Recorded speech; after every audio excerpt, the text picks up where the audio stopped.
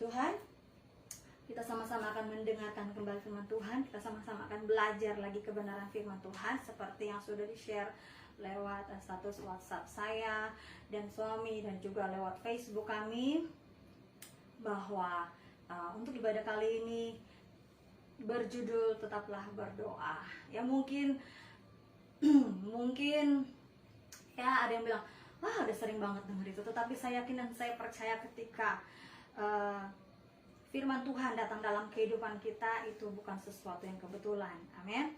Firman Tuhan yang datang dalam kehidupan kita menjadi baru setiap kali kita mendengarkannya, setiap kali kita diperdengarkan oleh firman Tuhan. Puji Tuhan.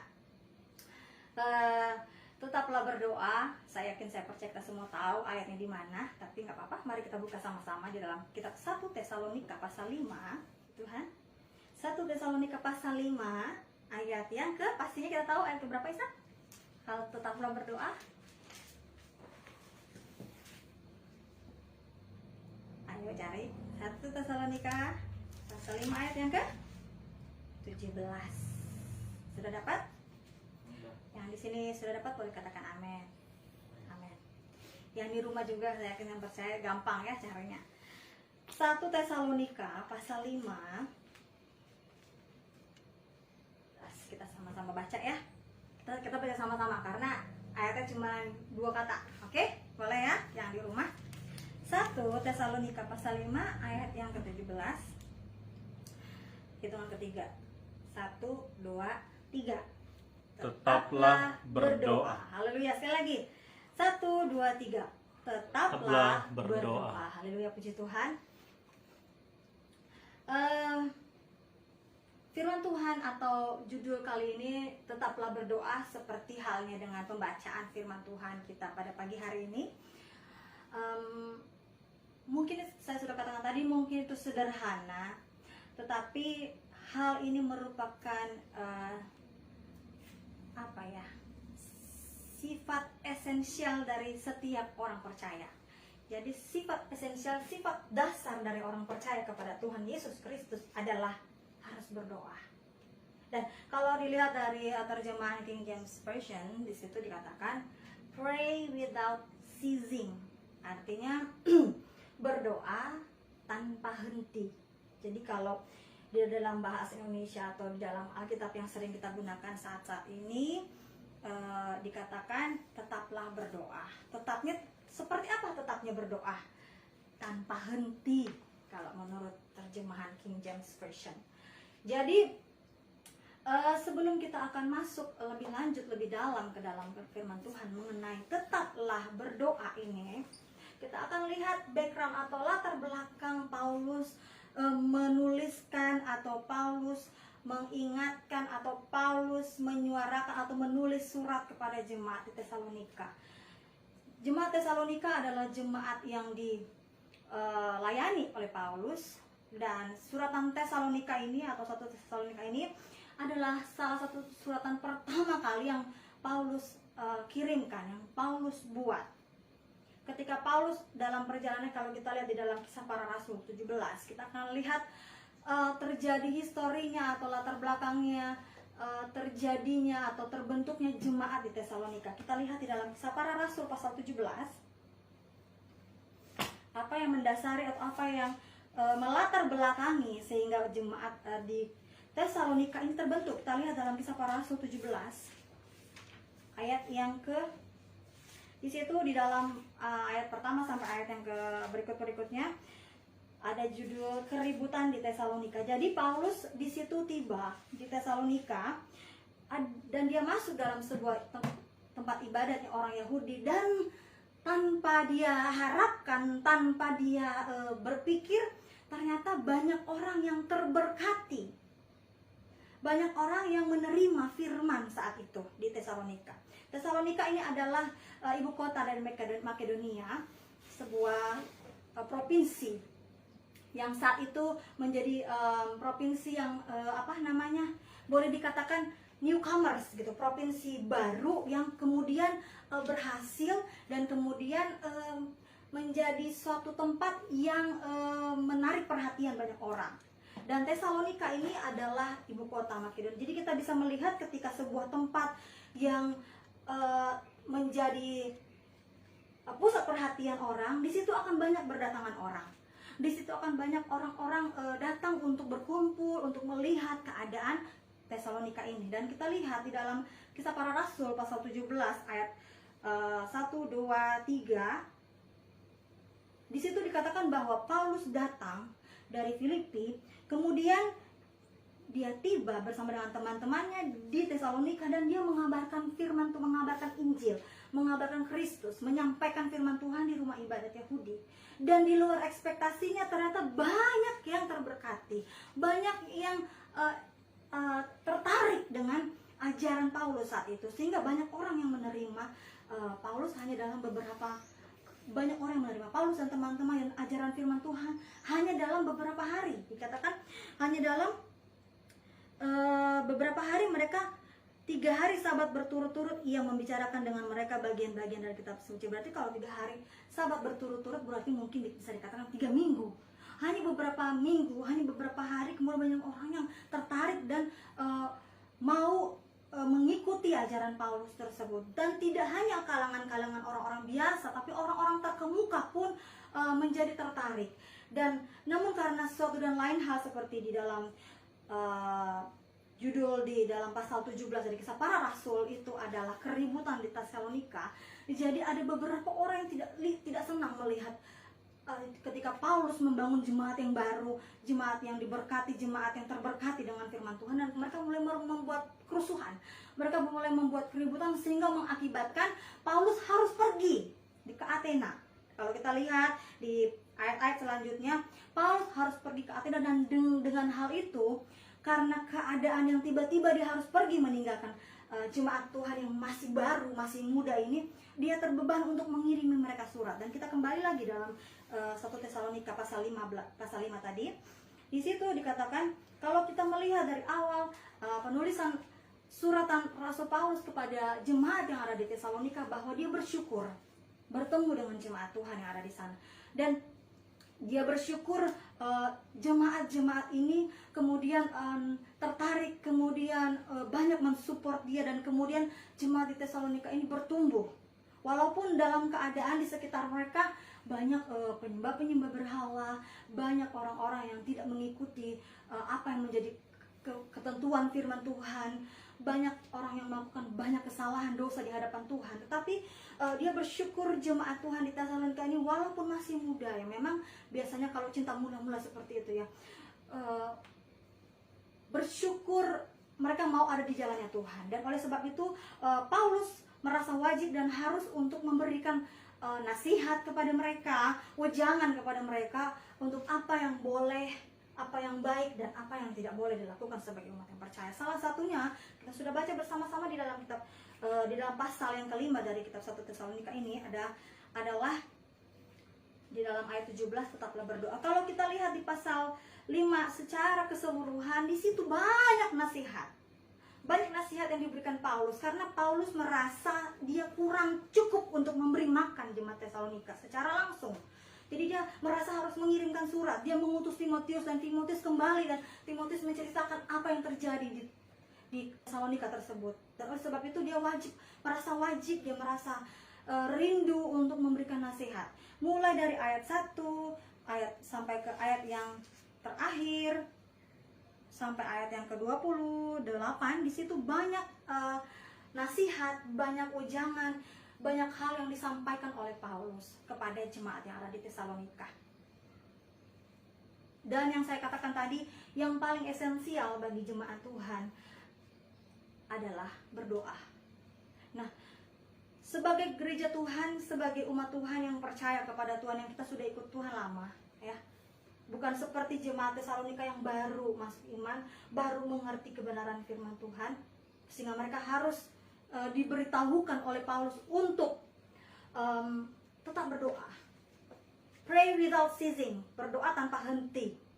Kita sebagai jemaat Tuhan yang sudah ada di dalam Tuhan, sudah lama, bahkan ada yang bilang saya udah dari dalam perut, itu udah jadi orang percaya, ya. Saya udah dari nenek moyang saya itu orang percaya. Tetapi yang jangan kita lupakan adalah bahwa kita sebagai umat Tuhan, kita harus berdoa. Berdoa tanpa henti.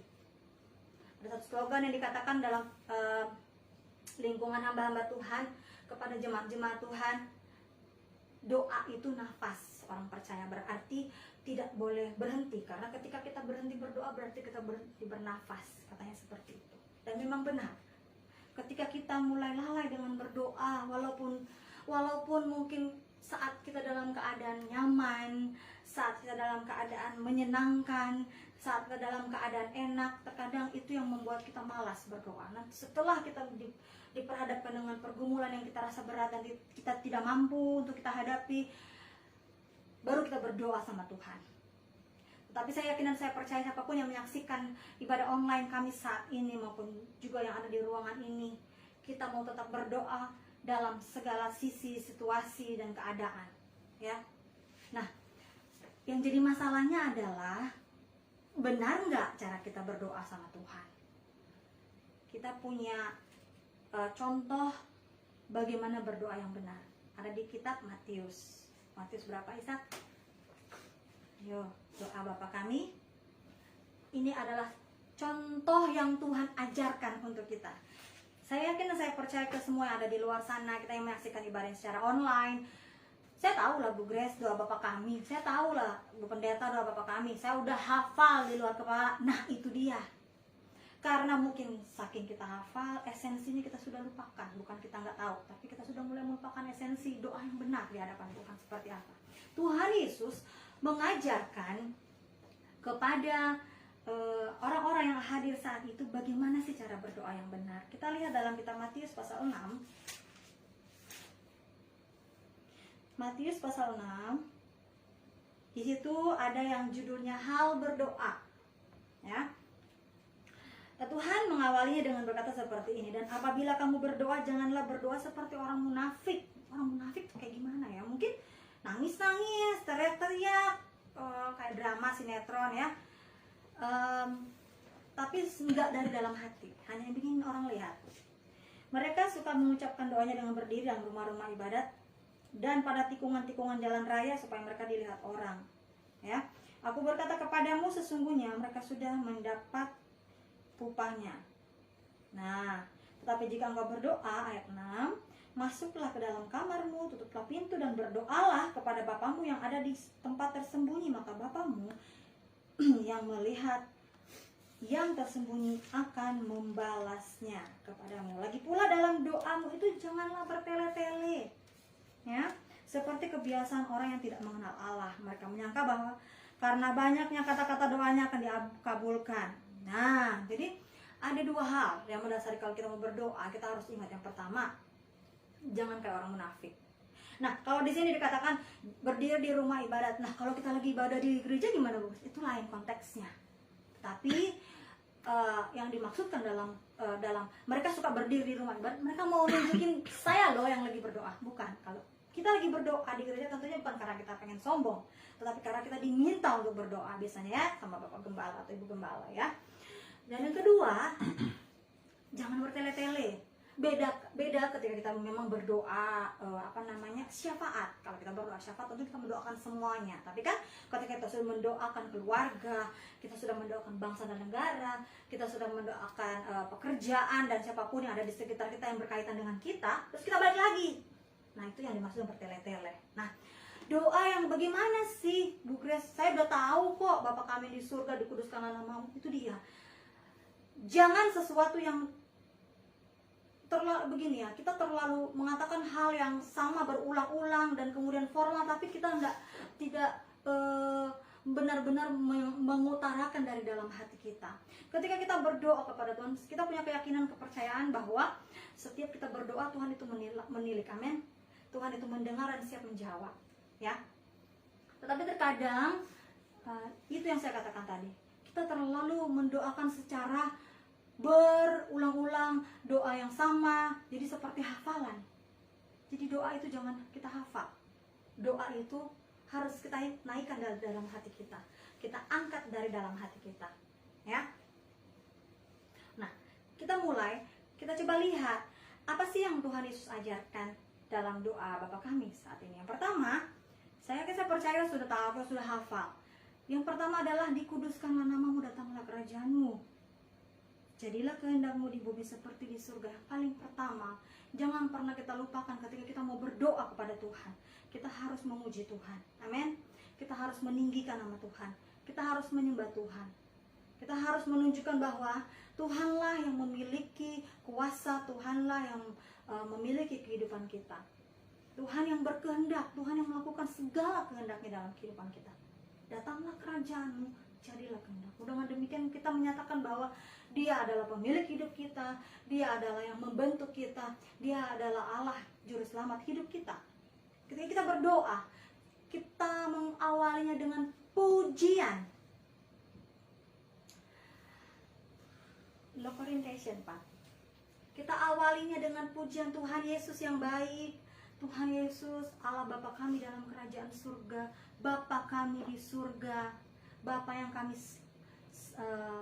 sebut dalam nama Tuhan Yesus Kristus. Nah, ketika kita menaikkan doa, kita menaikkan pujian kepada Tuhan kita, yang kita sebut Bapa, saya yakin dan saya percaya, jangankan Tuhan ya, kita aja sebagai orang tua, ketika kita memiliki, saya masih memiliki anak yang kecil, nikah, ketika dia punya sesuatu keinginan dan dia pengen minta, biasanya dia memuji dengan lebay.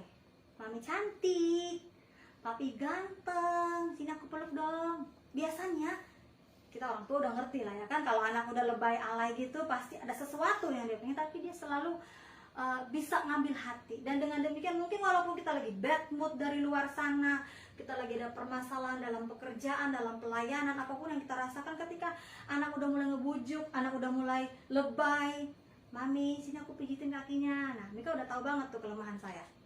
Mami sini aku pijitin palanya, itu papinya. Mami aku pijitin kakinya. Nah, biasanya kita akan bilang gini, kamu mau ngapain? Nah, atau Mika mau ngapain? Kita mau minta apa? Biasa seperti itu ya.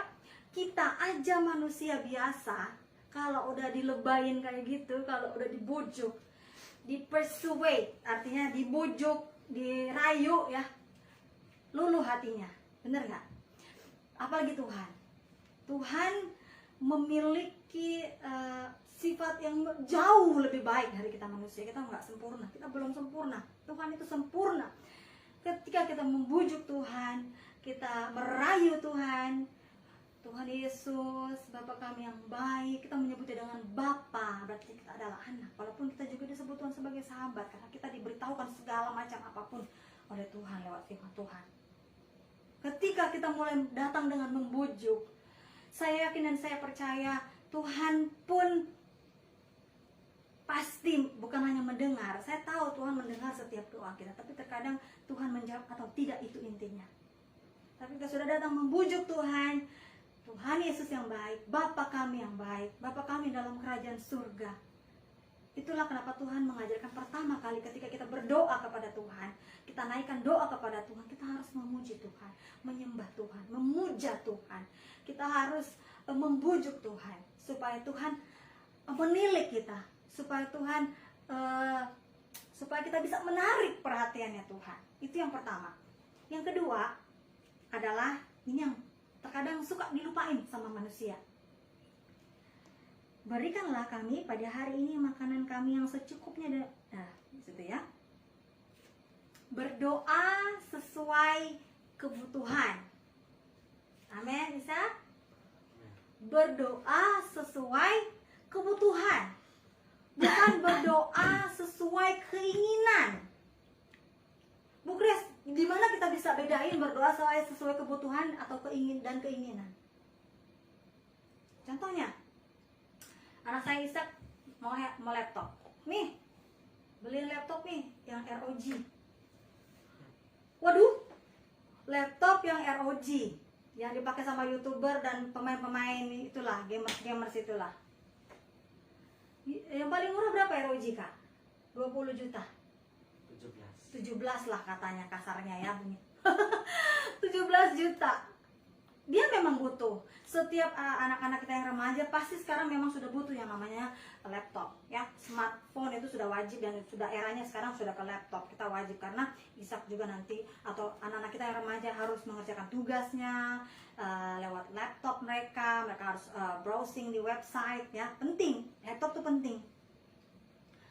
Tetapi kalau mintanya ROG, saya yakin mungkin kita yang mendengar, kita menyaksikan saat ini, wah kelewatan tuh Ishak gitu ya, misalkan. Tetapi dia nggak minta yang ROG, dia minta yang biasa-biasa aja katanya, yang penting bermanfaat. Nah itu dia, bedanya adalah berdoa meminta sesuai kebutuhan dan keinginan, sama-sama laptop.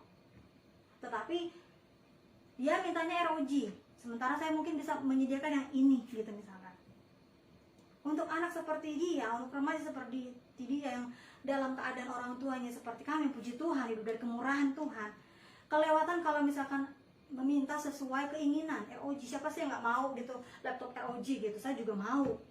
Tetapi apakah itu betul-betul yang kita butuhkan? Nah, ketika kita meminta kepada Tuhan, apakah benar-benar itu sesuatu yang kita butuhkan atau kita butuhkan karena kita inginkan gitu? Seperti itu bedanya. Nah, oleh sebab itu ketika kita meminta sama Tuhan, kita memohon sama Tuhan, kita melihat sampai di mana letak kebutuhan kita akan apa yang kita minta sama Tuhan. Ya, Tuhan, saya mau minta mobil yang harganya 1 miliar. Sementara kami hamba Tuhan hidup dari kemurahan Tuhan. Itu hanya akan menyebabkan orang melihat kami dengan, waduh tuh Pak Pendeta boros banget. Kecuali dikasih. Tetapi kalau kita minta sama Tuhan, Tuhan kasih saya mobil yang 1 miliar.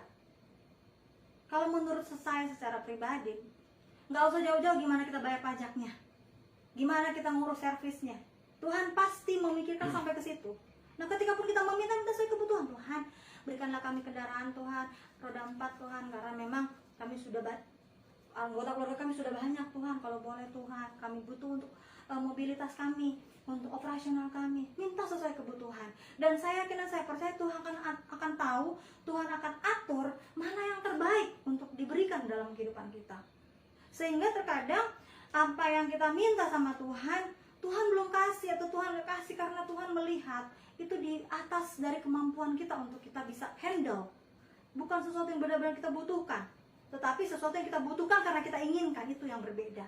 Jadi kita meminta segala sesuatu, Tuhan bilang minta apa yang kamu mau, tetapi tentunya dalam konteks apa yang kamu butuhkan. Tuhan, berikanlah kami makanan yang secukupnya. Daud pernah berkata, Tuhan, jangan jadikan aku terlalu kaya, supaya takutnya aku jangan sampai lupa diri sama Tuhan. Jangan jadikan aku juga terlalu miskin, Tuhan, supaya aku gak nyalahin Tuhan.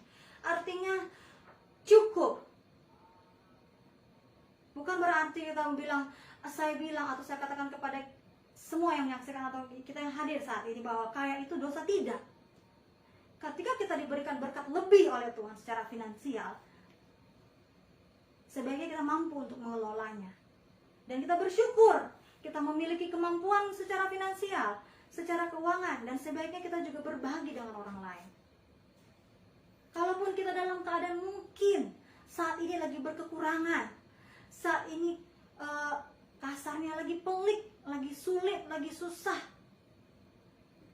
ketika pun Tuhan izinkan itu datang dalam kehidupan kita, jangan katakan Tuhan tidak memperhatikan kita, Tuhan tidak mendengar doa kita. Tidak. Kalau kita dalam keadaan seperti itu, kita banyak melihat ke bawah, masih banyak yang lebih susah dari kita. Dan juga kita introspeksi diri, mungkin ada satu hal, ada beberapa hal yang Tuhan ingin kita perbaiki. Jadi bukannya berkat secara jasmani itu bukan menjadi tolak ukur bahwa Tuhan itu memberkati atau tidak. Tetapi dengan berkat yang ada kita syukuri. Berkat hari ini kita syukuri. Dengan keadaan yang dikatakan cukup. Dalam firman Tuhan tadi, dalam Matius 6, dalam doa Bapa kami dikatakan, berikanlah kami pada hari ini makanan kami secukupnya. Saya yakin dan saya percaya Tuhan itu mengerti yang dimaksudkan dengan cukup untuk kita. Ya, lagi selama setahun lebih kita menghadapi pandemi COVID-19, virus corona ini memang sangat berdampak bagi setiap orang. Bukan hanya kalangan bawah, kalangan menengah, tapi sampai kalangan atas pun banyak yang gulung tikar, pengusaha-pengusaha, orang-orang yang kaya pun agak seret keluar duitnya. Mereka menyadari keadaan memang gak baik. Tetapi kalau kita hanya sampai di mengeluh, kalau kita hanya sampai berkata, Tuhan, susah, maka syukur kita, rasa menghargai berkat Tuhan itu berkurang dalam diri kita. Tetapi apa yang ada saat ini Tuhan percayakan bagi kita, tentunya kita syukuri. Dan selain itu kita gunakan tentunya sebaik mungkin. Ya kalau misalkan saya dan suami lagi keluar, biasanya suami saya tanya, belanjanya berapa lagi nih Mi? Berapa duit lagi keluar? Ya tahu saya kalau udah pergi keluar, mampir ke sebuah tempat jualan, kalau soal makanan dibeli, segala macam dibeli, tiba-tiba saya, habis berapa lagi nih? Nah, kadang memang suka kalap, bukan kalap dalam artian boros sekali, enggak seberapa boros sih kami, artinya kalap karena pengen memenuhi kebutuhan keluarga. Tetapi sampai saat ini kami masih boleh merasakan pertolongan Tuhan dengan yang dikatakan cukup untuk hari ini. Amin. Kita berusaha untuk mencukupkan diri. Amin. Belajar untuk berkata terima kasih Tuhan untuk berkat Tuhan di hari ini. Ya. Itu yang kedua, meminta sesuai kebutuhan, ya. Bukan keinginan. Meminta boleh, tapi lihat sampai di mana besarnya kita butuh. Oke? Puji Tuhan. Yang ketiga, dan ampunilah kami akan kesalahan kami seperti kami juga mengampuni orang yang bersalah kepada kami. Nah, ketika kita sudah menaikkan doa permohonan kita kepada Tuhan, kita harus selalu ingat bahwa kita manusia berdosa, banyak kali berbuat salah, baik sengaja maupun tidak sengaja, baik kepada Tuhan maupun kepada orang-orang di sekitar kita. Mungkin secara mulut kita, perkataan kita, atau kata suami saya, secara lisan kita sudah menyakiti, sudah menyinggung orang lain. Kita nggak ngerti, kita nggak tahu. Ketika kita berdoa kepada Tuhan, kita mohon ampun sama Tuhan. Ya. Di dalam firman Tuhan berkata bahwa Tuhan itu tidak kurang mendengar untuk mendengarkan doa kita. Ya, telinganya tidak kurang panjang untuk mendengar doa kita, tetapi yang menjadi pemisah sehingga Tuhan tidak mendengar doa kita, yang menjadi pemisah antara kita dan Allah kita adalah dosa kita. Karena kita terkadang sudah tahu kita salah, atau mungkin secara tidak sengaja kita tahu kita salah, berdosa sama Tuhan, bersalah kepada sesama manusia, kita tidak minta ampun sama Tuhan. Ketika kita memohonkan doa kita kepada Tuhan, memohon ampun, meminta maaf kepada sesama lewat Tuhan, kalau kita menyakiti sesama kita, dan dengan demikian doa kita tidak terhalang, tapi berkat Allah dan apa yang menjadi kebutuhan kita Tuhan akan beri dalam kehidupan kita. Amin. Dan tentunya kita selalu berdoa supaya Tuhan melindungi dan memproteksi kita, menjauhkan kita dari hal-hal yang mau merugikan kita. Janganlah bawa kami cobaan, tetapi lepaskanlah kami daripada yang jahat. Kita meminta selalu pertolongan Tuhan, campur tangan Tuhan dalam setiap perjalanan hidup kita, setiap detik dalam kehidupan kita. Dan yang terakhir, kita harus menutupnya dengan menyatakan pujian kepada Tuhan, kuasa Tuhan, kedaulatan Tuhan atas kehidupan kita. Dengan demikian, apapun yang menjadi pergumulan kita, apapun yang menjadi permohonan kita, ketika kita meletakkan segala sesuatu ke dalam tangan Tuhan, segala sesuatu yang menjadi apapun yang menjadi doa kita, kita serahkan ke dalam tangan Tuhan. Karena Engkaulah yang mempunyai kerajaan, kuasa dan kemuliaan sekarang dan selama-lamanya. Tuhan yang mampu untuk menjalankan, Tuhan yang mampu untuk mewujudkan, Tuhan yang mampu untuk menjawab doa kita. Dia adalah yang memiliki kuasa untuk selama-lamanya.